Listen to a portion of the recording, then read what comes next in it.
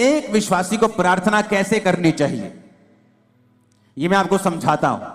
ये मैं उन लोगों को समझाता हूं कई बार जो मेरे पास मिलने के लिए आते हैं, लेकिन आज मैं आप सबको समझा रहा हूं। एक विश्वासी को प्रार्थना कैसे करनी चाहिए, कौन सी प्रार्थना है जिससे आपकी लाइफ में रिजल्ट आता है। अब आपने ये बात समझ ली कि प्रार्थना जरूरी है, प्रार्थना नहीं करेंगे परमेश्वर उत्तर नहीं देगा। उसने लिखा है मांगो तो दिया जाएगा। वचन, ये आप बोलेंगे वचन में तो लिखा है कि परमेश्वर मांगने से पहले जानता है तुम्हें किन वस्तुओं की जरूरत है। हाँ, वो जानता है तुम्हें किन वस्तुओं की जरूरत है, लेकिन देता तभी है जब तुम मांगते हो, क्योंकि वो अपने वचन को पूरा करता है। मांगो तो दिया, ढूंढो तो तुम, खटखटाओ तो तुम्हारे लिए खोला जाएगा। अब शैतान बुरी कोशिश करता है कि जब तुम प्रार्थना करने के लिए बैठो तुम्हें फोन याद आ जाए, तुम्हें सॉन्ग याद आ जाए, तुम्हें कुछ बात याद आ जाए, तुम्हें काम याद आ जाए, एनीथिंग पॉसिबल, पॉजिटिव और नेगेटिव एनीथिंग वो आपको याद करवाएगा, क्योंकि उसको मालूम है कि प्रार्थना ही एक ऐसा एक लौता माध्यम है जिसके द्वारा तुम परमेश्वर के साथ जुड़ते हो और आगे बढ़ते हो और परमेश्वर का आत्मा तुम्हारी अगुवाई करता है। हालेलुया।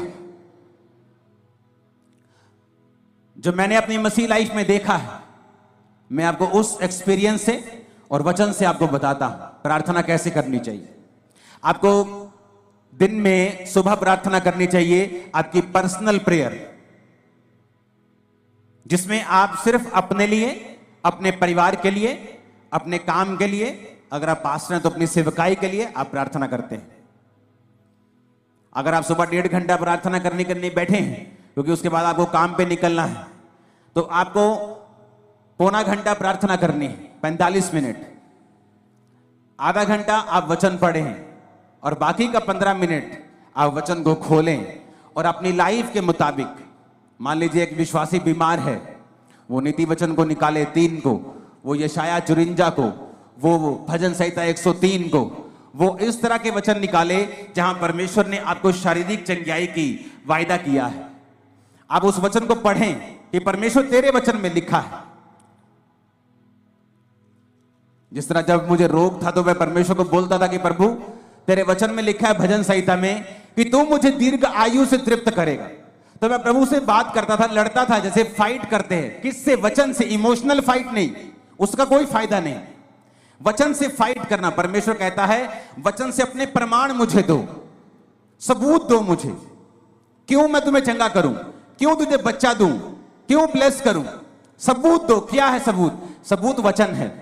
तो प्रभु से मैं बोलता था प्रभु तेरे वचन में लिखा है कि तू मुझे दीर्घ आयु से तृप्त करेगा, तो क्या इस रोग के साथ मैं दीर्घ आयु जी सकता हूं? अगर जी सकता हूं तो ये दीर्घ आयु किस काम की होगी अगर मैं सारी उम्र रोगी रहूंगा? तो मैं इस तरह से प्रभु के साथ फाइट करता था कि प्रभु तेरे वचन में लिखा है कि तू मुझे दीर्घ आयु से तृप्त करेगा। एक टेस्टिमनी को मैं पढ़ रहा था एक सिस्टर की, आज बहुत सारी जबरदस्त गवाहियां आपने सुनी, तारीफ करो सब गवाहियों के लिए। तो मैं गवाही जब सुन रहा था तो एक सिस्टर थी जिसने वचन सुना, और वचन सुनने के बाद उसने रोज वचन के बीच से प्रार्थना करनी शुरू कर दी। तो हुआ क्या था, उसके यूट्रस में बीमारी थी, उसको बेबी नहीं, हस्बैंड में भी रोग था, बेबी नहीं हो सकता था। लेकिन उसे ये मालूम हुआ कि वचन के बीच से अगर मैं प्रार्थना करूंगी, प्रभु को उसके वायदे याद करवाऊंगी, तो ये परमेश्वर संभव है। उसने प्रार्थना करनी शुरू कर दी वचन से कि प्रभु तेरे वचन में लिखा है कि धर्मी का वंश बचाया जाएगा। मेरा वंश कहां है? क्या मैं धर्मी नहीं हूं? मैं तुझ पे विश्वास करती हूं तो मैं एक धर्मी हूं। प्रभु तेरे वचन में लिखा हुआ है कि तू बांझ को घर में लड़कों का आनंद करने वाली माता बनाता है। प्रभु तेरे वचन में लिखा हुआ है कि तू हमें फलवंत करेगा। प्रभु तूने आदम को कहा था be fruitful and be multiply. बिना बच्चे के मैं मल्टीप्लाई कैसे हो सकती हूं? तो उसने रोज क्या किया, वचन के बीच से प्रभु को प्रार्थना करनी शुरू कर दी। 2-3-4 साल कुछ नहीं हुआ, कोई फर्क नहीं, लेकिन उसकी बॉडी थोड़ी अच्छी हो गई, लाइफ अच्छी हो गई, वो चलती रही चलती रही चलती रही। उसको शायद पीरियड भी नहीं आते थे, पता नहीं चलता था कि बेबी प्रेगनेंसी है कि नहीं है, क्योंकि बहुत सारी कॉम्प्लिकेशंस थी। एक दिन अचानक अपने रेगुलर डॉक्टर से जब चेकअप करवाने के लिए गई, वो 2nd मंथ की प्रेग्नेंट थी और परमेश्वर ने उसको एक बेटा दिया। उसके बाद परमेश्वर ने उसको एक बेटी दी, दोनों जीवित हैं। आप जब सुबह प्रार्थना करने के लिए उठें तो अगर आप 1.5 घंटा प्रार्थना करते हैं तो 45 मिनट प्रार्थना करें। उसमें आपको क्या बोलना है? आप कुछ भी बोलें, वो परमेश्वर है, वो कोई बाबा नहीं है कि आप एक वर्ड थोड़ा इधर उधर बोल देंगे तो वो आपकी जान ले लेगा या आपको श्रापित कर देगा। एक छोटा बच्चा जब अपनी मां के पास आता है और 1 साल का होता है और बोलता नहीं पूरा, या मामा मामा जा जा ऐसे करता है, तो उसकी मां उस गुस्सा नहीं करती। उसकी मां पहचान लेती इसको क्या चाहिए, इसको दूध चाहिए, इसको खाना चाहिए, इसको दाल का पानी चाहिए, इसको वॉशरूम आया है, वो पहचान लेती है। आपका पिता भी ऐसा है, आपका हेवनली फादर भी ऐसा है। जब आप 45 मिनट प्रार्थना में बैठेंगे तो उसका थैंक्स करें, उसकी वर्शिप करें, उसको शुक्र कहें, सब बातों के लिए उसका थैंक्स करें, आप उसके साथ बात करें। वो आपका पिता है, वो बाबा नहीं कि आपको मार देगा। आपको 2 चीजें गलत पढ़ देंगे तो वो आपको कत्ल कर देगा या आपको श्रापित कर देगा, ऐसा नहीं है। लेकिन वो ऐसा परमेश्वर भी है जो ये कहता है कि अपना प्रमाण मुझे दो, जो ये चाहता है कि उसके बच्चे एक्टिव रीति से ये जाने कि वचन में क्या लिखा है और वचन में कौन सी चीजें हैं, क्या अधिकार हैं हमारे पास वचन के बीच से जो हमें इस्तेमाल करने हैं। तो जब आप सुबह प्रार्थना करने के लिए 45 मिनट उठे और आपने प्रार्थना की, आपने थैंक्स किया, आपने वर्शिप की, आपने प्रभु का थैंक्स किया, 45 मिनट हो गए, आपने आधा घंटा बाइबल पढ़ी। अब अगले 15 मिनट, आधा घंटा बड़ा इंपॉर्टेंट है। उसमें क्या करना है? वचन निकालना है जो आपकी लाइफ से संबंधित है। आपको हीलिंग चाहिए, हीलिंग के वचन निकालें। आपको बच्चा चाहिए, उस बच्चे के वचन निकालें। जहां परमेश्वर ने आपको वंश आशीषित करने का आपको वायदा किया है, परमेश्वर ने कहा वो व्यक्ति जो परमेश्वर की इच्छाओं पर चलेगा और उससे उसका डर मानेगा, परमेश्वर उसको उसी मार्ग पे चलाएगा जिससे वो प्रसन्न होता है, उसका वंश पृथ्वी पर पराक्रमी होगा। तो परमेश्वर कहते तुम्हारे बच्चे जो होंगे पृथ्वी के ऊपर पराक्रमी होंगे, बड़े बड़े काम करने वाले होंगे, डरपोक बच्चे नहीं होंगे। तो आप इस वचन का फायदा उठा सकते हो। अगर आपके बच्चे डरपोक है तो, अगर आपके बच्चे अनसक्सेसफुल है तो, कम पढ़ते हैं तो, समझ नहीं आती कि प्रभु तेरे वचन में लिखा है कि तेरा वंश पृथ्वी के ऊपर पराक्रमी होगा, मेरे बच्चों को पराक्रमी बना, मेरे बच्चों को एक्सीलेंट बना, मेरे बच्चों को ब्लेस कर। हर एक चीज के लिए बाइबल में परमेश्वर का वायदा है, वचन है। आप अपने मोहल्ले में क्रिश्चियन हैं, आप एक छोटा मोटा बिजनेस करते हैं, आप अगर वचन को जानते होंगे, आप उस वचन को निकाल लेंगे। प्रभु तेरे वचन में लिखा है, तूने कहा है कि तू मुझे सब जातियों से श्रेष्ठ करेगा, सब दूसरी जातियां अन्य जातियों से तू मुझे श्रेष्ठ करेगा। प्रभु मैं प्रार्थना करता हूं, मैं अपने टाइट को भी बोता हूं, मैं आज प्रार्थना करता हूं, मुझे सबसे श्रेष्ठ बनना है, मुझे बेस्ट बनना है अपने बिजनेस में, अपनी लाइफ में मुझे बेस्ट चाहिए। आप बेस्ट होंगे अगले 7 सालों के अंदर। लेकिन क्या आपने वो मांगा? नहीं, आपने मांगा नहीं। आप चाहते हैं हो, आप विश करते हैं प्रभु मुझे हील कर दे। आप जीनी के पास नहीं है कि आपने रगड़ा और जीनी निकला और आपने कहा क्या चाहिए, उसने कहा क्या चाहिए, आपने कहा मुझे चंगा कर दो।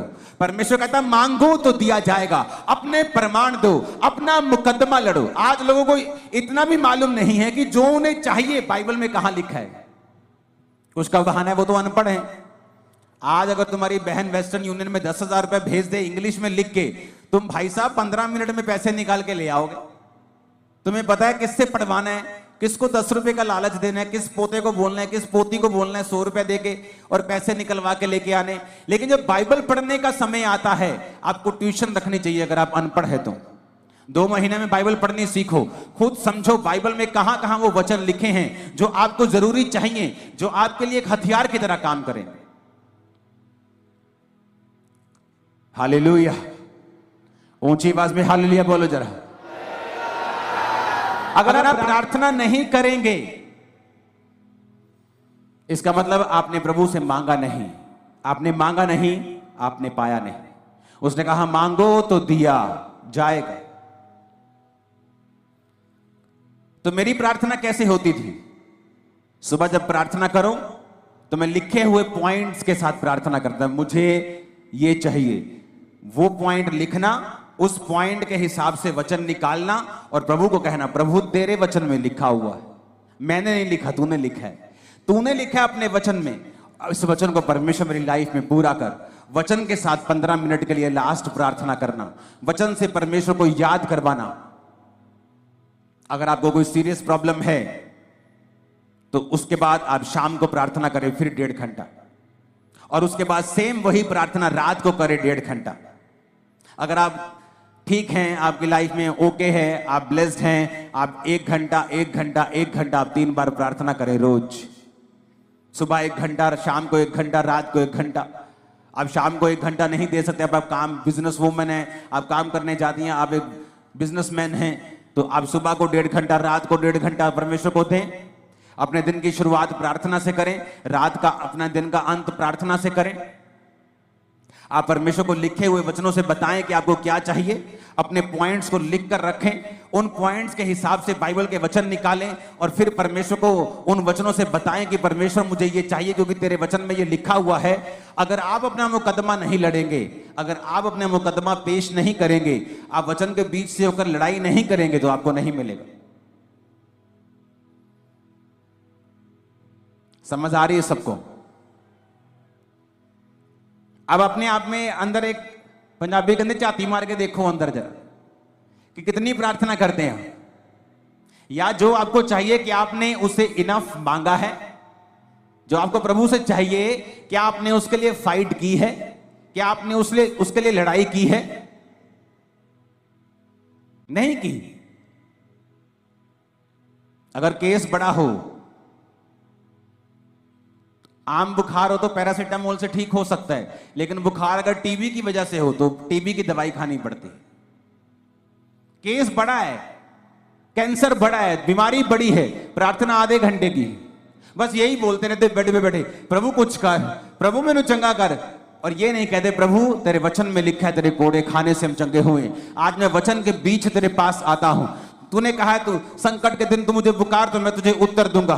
तेरे वचन में लिखा हुआ है कि तू अपने धर्मी जन के अपराधों को माफ करता है, उनको चंगा भी करता है। लेकिन वचन के बीच से हमने कोई प्रार्थना नहीं की।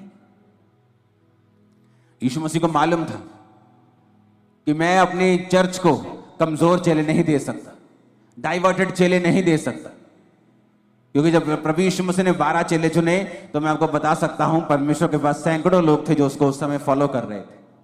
और सैकड़ों लोगों में से परमेश्वर ने 12 प्रेरित चुने थे, और उन 12 प्रेरितों को चुनने से पहले प्रभु यीशु मसीह खुद परमेश्वर होने के बावजूद भी वो सारी रात पिता से प्रार्थना करने के लिए गए। आज हमें लगता है ये अच्छा है, ये अच्छा है, लेकिन परमेश्वर कहता है विद प्रेयर अगर तुम वो काम करोगे तुम कभी फेल नहीं होगे। कितनों को इन बातों को समझ आ रही है? कहां गलती है, कहां चर्च गलती कर रही है? परमेश्वर ने सारी रात प्रार्थना रोज नहीं की, उसने रोज सारी रात प्रार्थना नहीं की। मैं रोज रात को प्रार्थना करता हूं, लेकिन रोज फुल नाइट प्रेयर नहीं करता हूं। मैं रोज सुबह प्रार्थना करता हूं, रोज रात को प्रार्थना करता हूं, शाम को भी हम फैमिली प्रार्थना करते हैं।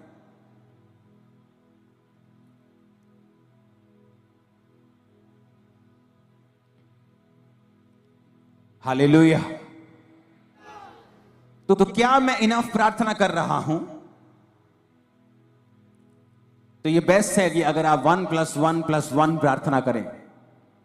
अगर आप 1 घंटा प्रार्थना करने के लिए बैठे हैं सुबह 1.5 घंटा, तो आधा पौना घंटा आप प्रार्थना करें, प्रभु से अपने वर्शिप करें, उसका थैंक्स करें।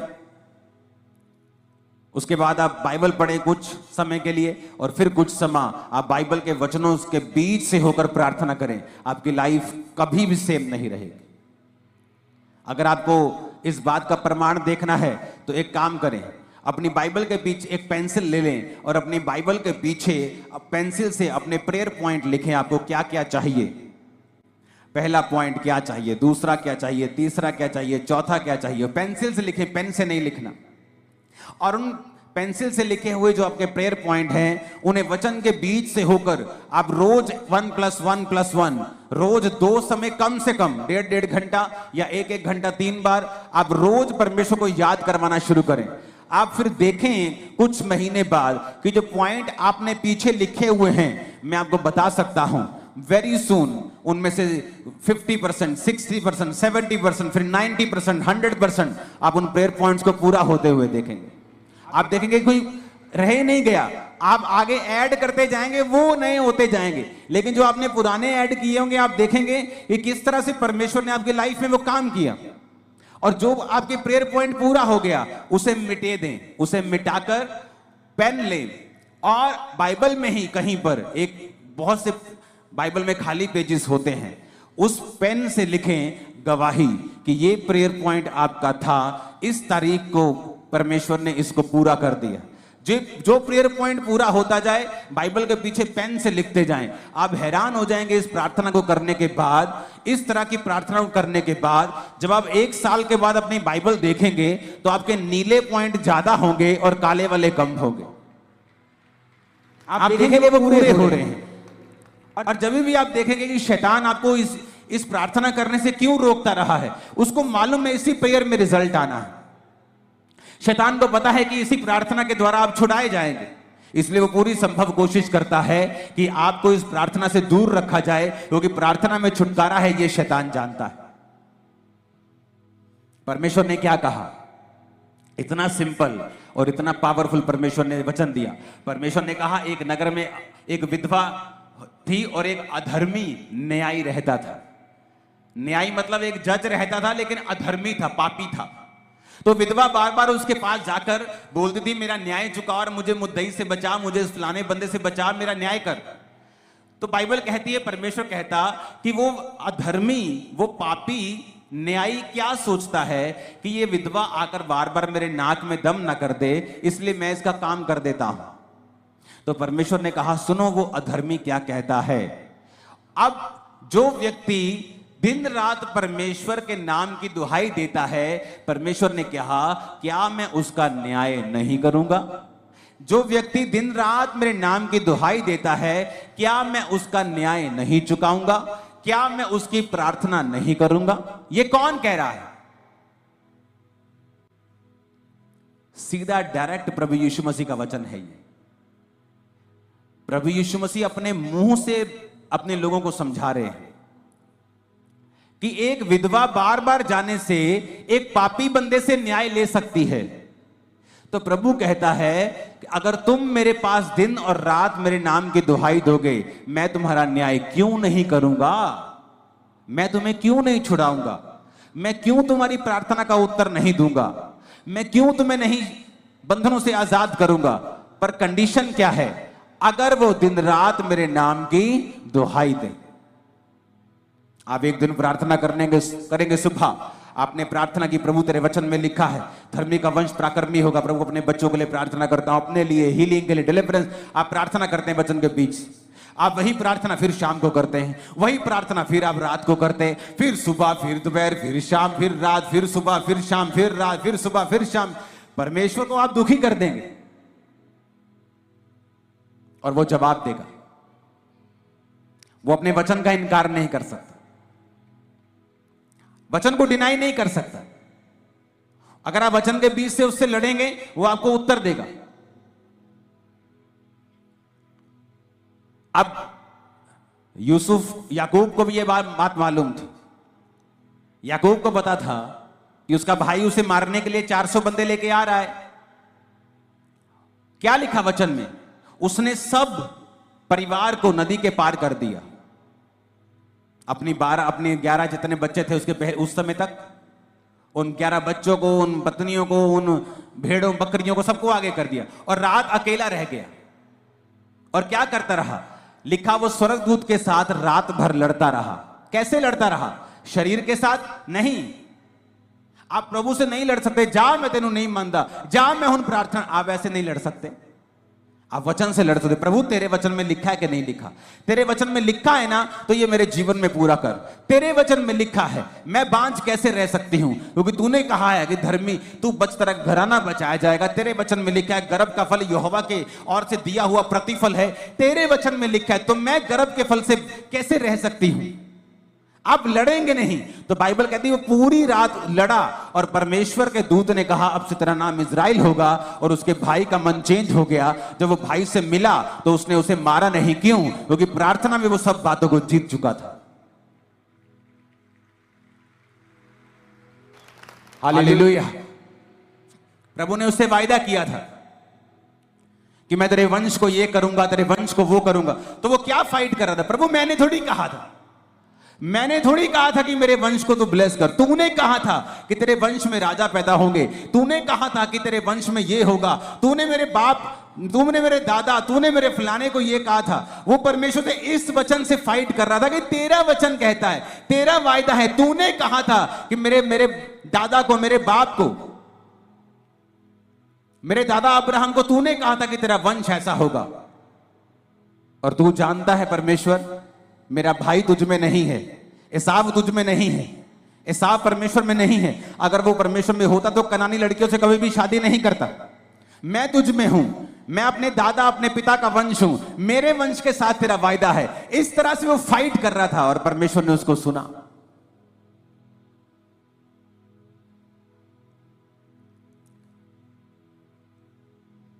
जोर से हालेलुया बोलो जरा।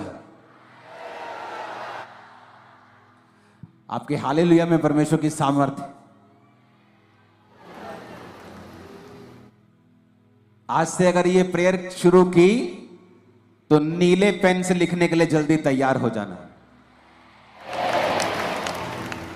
लिखना जरूर, आपको समझ आएगी मैं क्या कह रहा हूं।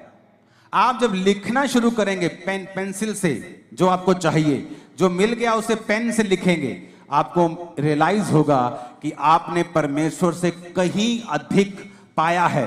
कितनी प्रार्थनाओं को परमेश्वर ने सुना है। आप भूल जाएंगे 3 साल में आज आपको क्या मिला था, लेकिन वो पेन से लिखा हुआ आपको याद करवाता रहेगा।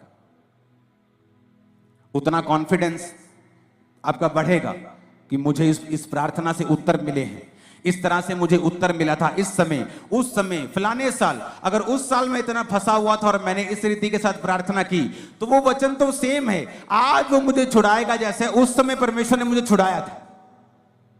तो वो सारी उम्र आपकी रक्षा करता रहेगा। इसलिए मैं कहता हूं अपनी बाइबल को ज्यादा चेंज मत करना। मेरी बाइबल का कवर कितनी बार फट जाता है, पेज फट जाता है, उसी को मैं चिपका लेता हूं।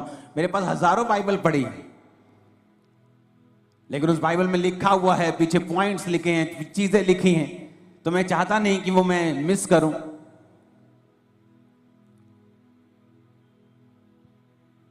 हालेलुया बोलो ऊंची आवाज में। आज से ऊंची आवाज से बोलो, प्रार्थना करेंगे हम, इसी तरह से करेंगे, वचन के बीच से करेंगे। आमीन बोलो ऊंची आवाज। प्रार्थना करने के लिए तैयार हैं आप? रोज प्रार्थना करने के लिए तैयार हैं? कैसे प्रार्थना करेंगे रोज? और कहता दिन और रात मेरे नाम की जो दुहाई देंगे।